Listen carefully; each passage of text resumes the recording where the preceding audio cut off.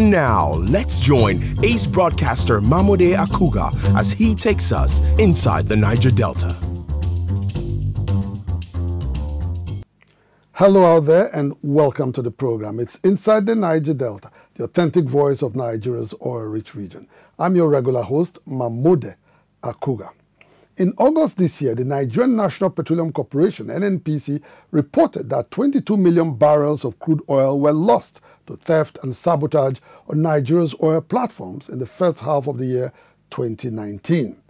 This report, the NNPC had observed that the stolen crude amounted to 120,000 barrels per day, which accounts for roughly about 6% of the country's estimated 2 million daily crude oil output.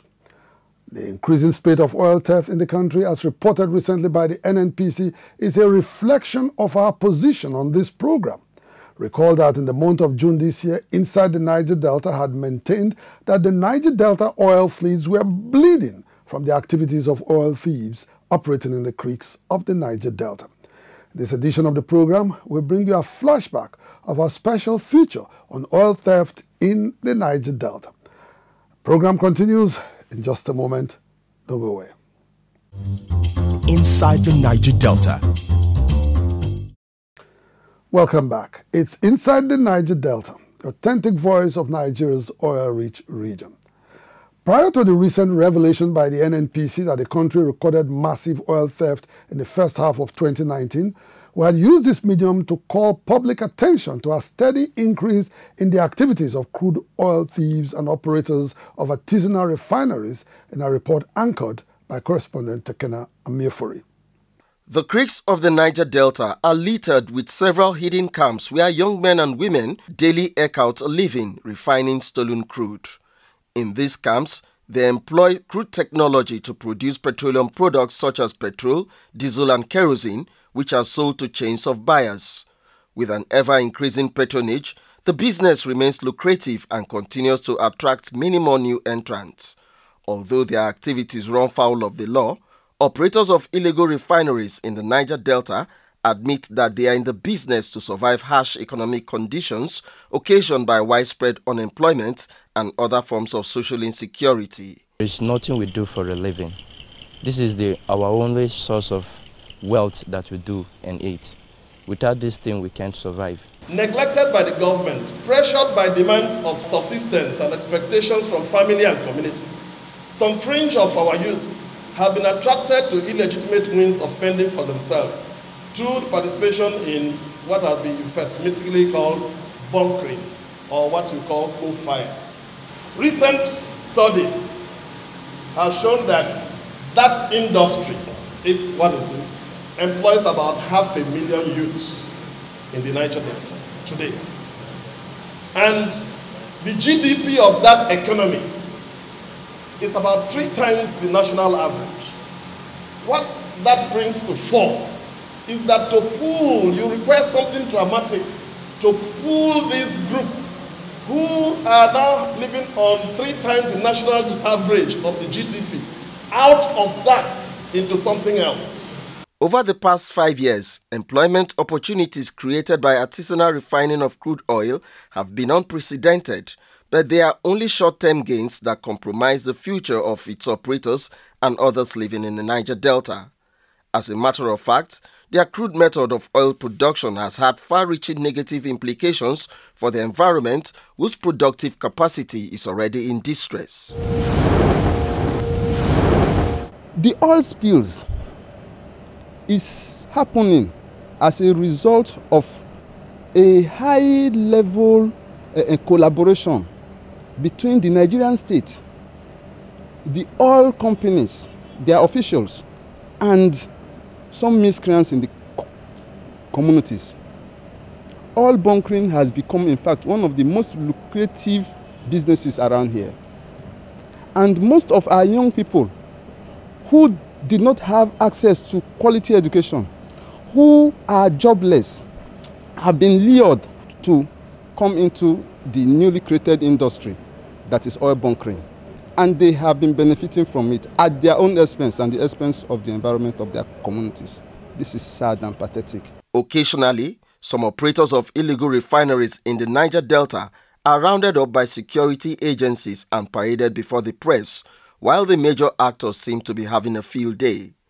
This scenario is blamed on the complicity of an organized cartel of oil thieves supplying stolen crude to artisanal refiners.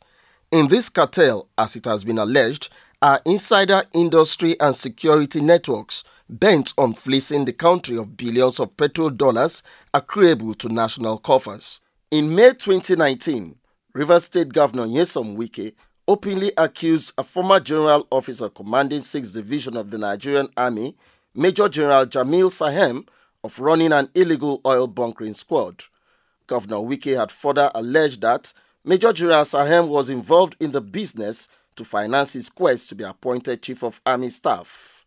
The GOC has his own team now doing oil bunkering for him because he wants to be Chief of Army Staff. If you give that kind of person Chief of Army Staff, what kind of security would we have in this country? The security are also part of the oil bunkering. Nobody can hide it. When you see his own task force are doing oil bunkering for him, what will he do? Will he arrest them? Will arrest them? So he has his own team that making money for him. That's why he feels comfortable that nobody can. May God save Nigeria. A quick reaction to Governor Wike's allegation came from Deputy Director of Army Public Relations, Colonel Aminu Ilyasu, who described it as false and intended to tarnish the image of the Chief of Army Staff and the former General Officer commanding 6th Division of the Nigerian Army. It, however, appears the security situation hasn't improved with the allegations and denials as vandals continue to have a field day in the Niger Delta oil fields. At the moment, Nigeria's daily crude oil production is estimated at about 2.1 million barrels, with hundreds of thousands stolen and sold to illegal refiners. As chairman of the Petroleum Revenue Special Task Force, Nuhu Ibadu recently disclosed, the country loses a whopping $9 billion to oil theft annually. In responding to the massive thefts in the bleeding oil fields of the Niger Delta, the federal government has made efforts to improve local capacity in crude oil refining with a window for investors to establish modular refineries. Owing to lack of funds, it however appears the artisanal refiners are incapacitated to invest in modular refineries. A lot of those who are involved in this are looking for crude for free. They don't have a business model that says somebody's going to sell them crude to refine. They just want to steal it and refine it. So what I think we need to do is not just to keep hampering on the problem. I think the next phase of work that we need to do is to find a policy whereby you can create cooperatives in certain communities and then take individuals who are involved in this on some agreement to stop, because you can't be doing this at the same time you're sabotaging the government. Some way to create those cooperatives, try and put some funding, and we can work with NCDMB on that. Put a bit of minimal funding, put technical know-how, put a business structure around it, put a major shareholder who is an entrepreneur around it, and then get them to participate in that form. They get a job, they polish up their skill set, crude is paid for so it's not stolen, and the environment is better dealt with. We talk about so-called illegal oil refineries, but the reality is that the people in the communities do not have access to energy, alternative energy sources, and they don't have access to jobs. What do you expect them to do? The solution to this problem is not to criminalize community people, but to look at the real problems and identify what they are. The activities of oil thieves and operators of illegal refineries in the Niger Delta are a major threat to the stability of Nigeria's oil and gas industry. Unfortunately, there seems to be no end in sight for this act of economic sabotage until the federal government decides to rethink its energy security strategy in Nigeria's oil-rich region. Inside the Niger Delta. It is indeed a rather disturbing scenario in the oil fields of the Niger Delta, which has come under the siege of oil thieves and operators of artisanal refineries. Although the existence of artisanal refineries is without legal backing, their operators insist that they are not criminals, as they are in the business for lack of employment opportunities in the Niger Delta. The following interview, conducted in Pidgin English with Madam Black, who operates what could easily pass for one of the largest artisanal refineries in the Niger Delta, she told me in the month of June this year that a network of collaborators was involved in the flourishing business. Tell me about this illegal bunkering, this illegal refinery business. How the business be?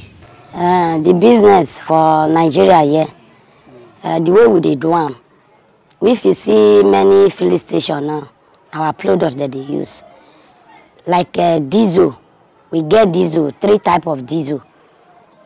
Like we are for the refine. That's where my camp dey. Yeah. Like the place where my camp dey, so the place we get graduate, more than 51 graduates there. Where they work for? Where they work for us. Like now, we pay them by a night.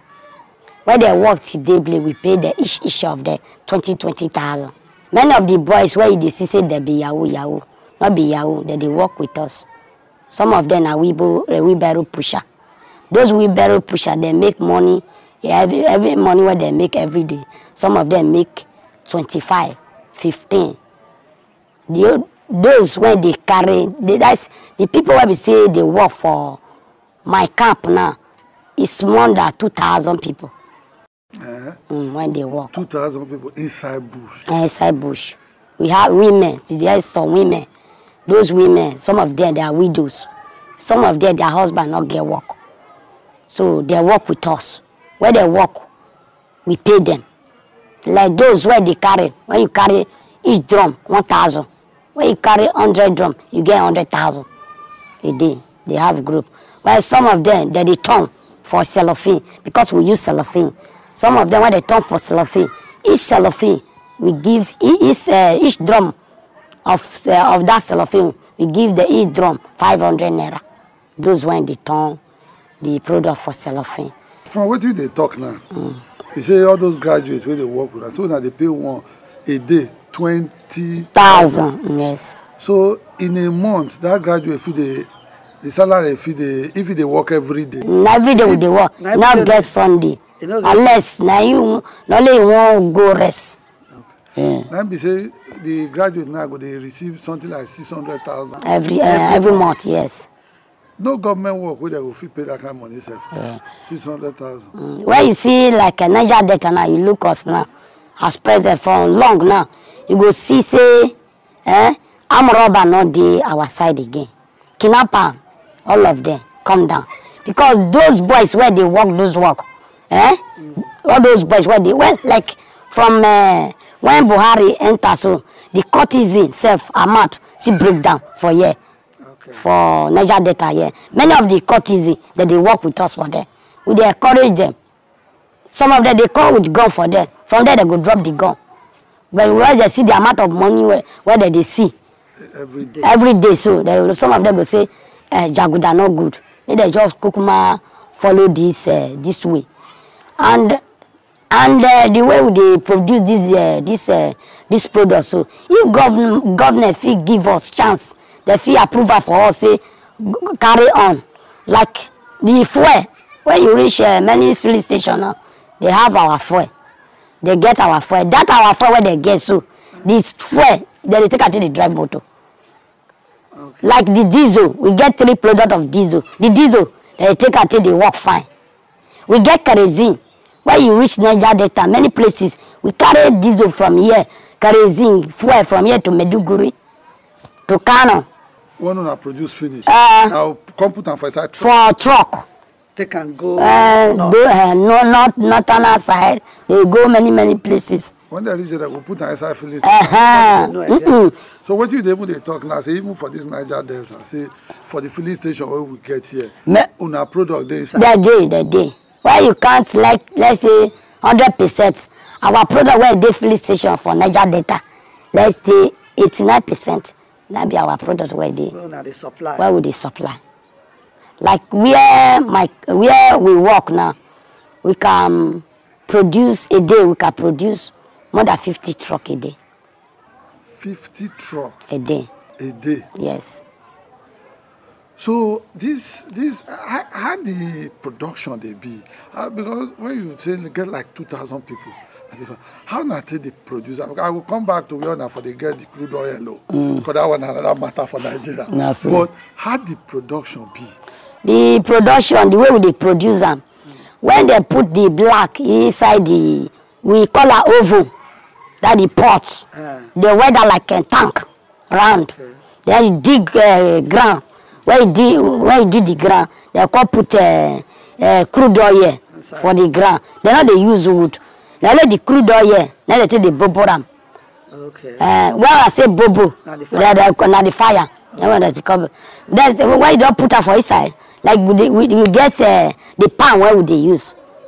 They use 3 mm. The 3 mm go day down, where 2.5 go day corner. Okay. Let's say if we use 80 plates. 80 plates they produce 60 drum a day. 60 drum a day. Where 25 plates they produce 120 drum a day by night. 120 drum. While 40 plates they produce 25 drum a day. Wow. So make we talk about how much they get the crude oil. Because this matter, why people they worried about the crude oil, they say at times, now they do this thing, now control the crude oil enter inside river or something. How not they get the crude oil? The crude oil, why they throw away? Because of fearness, then make they throw away. That fearness, now it could be like something where they go there with the thief farm. Because those when they thief farm, they come, now they different. Okay. Those where they go bust the pipe, that they set the black for us. Okay. We don't know where they carry the black, they come. Because of the hurriedness and the security and the orders, then some of them, they go now go, if you open the valve, at the end of the day, rush, they not go make the cover away, go they from there they throw away. Like those one that they carry boat, they go bring a come give us. We call sockam. Like they get a boat of the boat gets plank. Bottom 15 plank, corner 7 plank or 8 plank. That will give you 1 truck and a half where you produce them. Okay. I will give you 1 truck and a half diesel. For diesel. But from inside there you will still get kerosene. First of all, fuel they come out. Okay. First of all, na gas. But we don't know how to control the gas. We put pipe on top of the oven, and that gas we waste from where. This our fuel very ash. It's strong, even strong more than those one where they pot they come. It's strong well. After the fuel, go come enter kerosene. When kerosene don't finish, you go come enter diesel. And the diesel, after diesel, some oil go they come out, but we not do after the oil. What do we do after kerosene, diesel, and fuel? You know, say government. Those people they go bring this petrol from abroad. You know, say government they pay them money, and they go come collect the petrol from una. Contact government say they go bring her from abroad, come Europe now they go bring her come. Meanwhile they come they buy from una. Una know say government they still give them one thing what they call subsidy. Government go still pay them money. They will come buy from una. You know like that? We are not know. I don't know. But at the year of subsidy, I don't know how the subsidy be.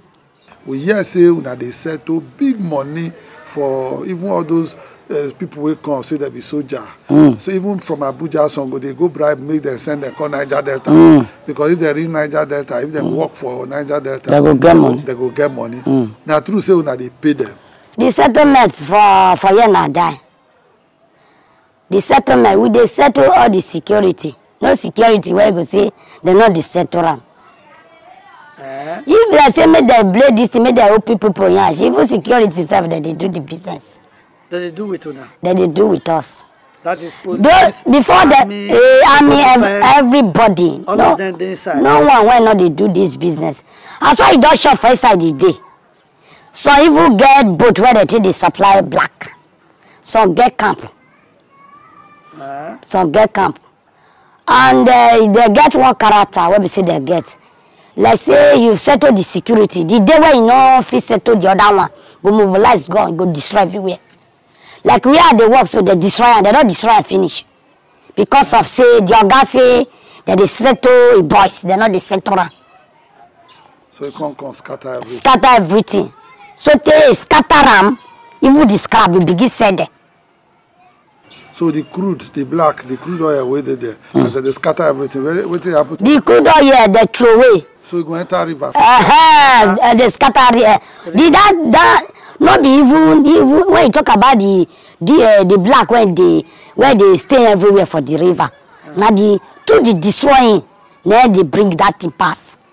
Not be even the valve will not go too much. Yeah. But through the destroy, what they call destroy, and the way where they go destroy them, when you reach there self, only you go only you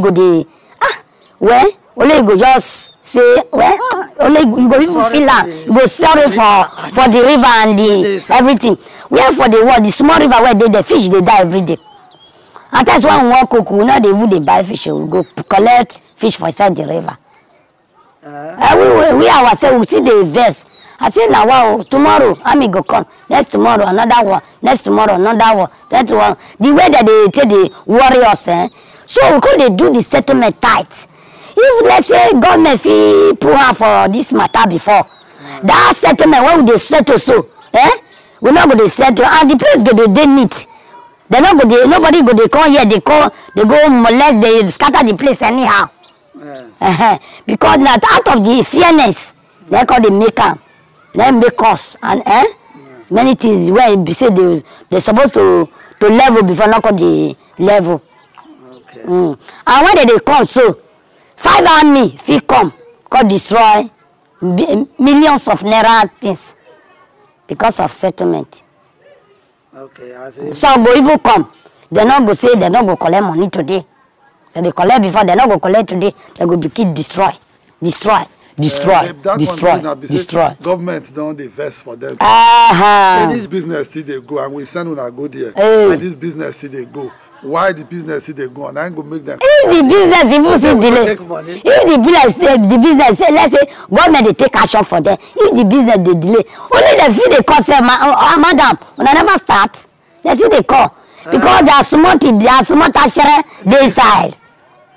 Now the thing I want to know, Seth, about this if government give a paper now, because government too don't talk, they don't talk since say they will give paper to people where they do all these small refinery for Niger Delta.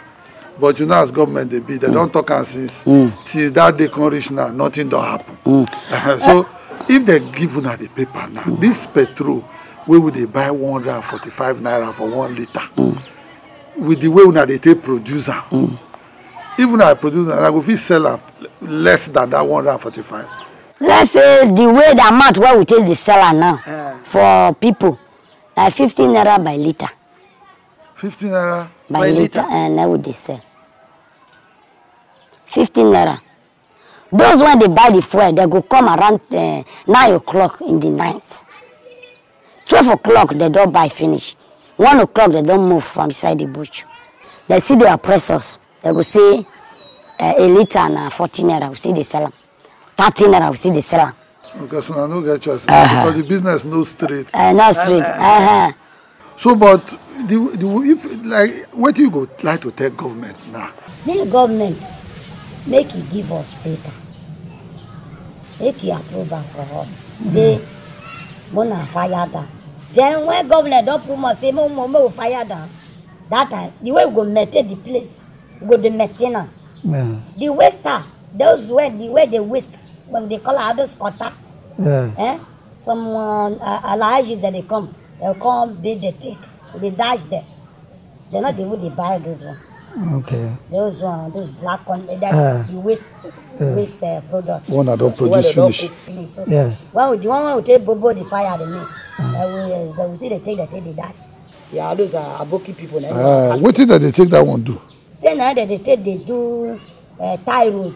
They miss Ekota and all those things. Okay. They miss if government fee say, Mona carry on. That carry on. We go, let's say for Nigeria now, for Niger Delta, different places. Because if government call us now, many people go fear to come out. To come out, yes. But if they call us, as for me, I go. If I go, if they fit give me the paper, like said, replace one for the work before, so the way they go maintain them, they go maintain the place. Although yama different things where they happen, they call destroy. Although destroy will cost stop. Then they can't need the place. The river they scatter, you know they get. Fish they die for the river, you know they get. I go know the way we go to they package everything. Make government people are for us. Because this thing they help Nigeria. Inside the Niger Delta. And with that interview, we'll draw the curtain on the program. In the meantime, we urge the federal government to redouble its efforts in securing the country's oil facilities, which have become a conduit pipe for siphoning billions of petrodollars in the Niger Delta.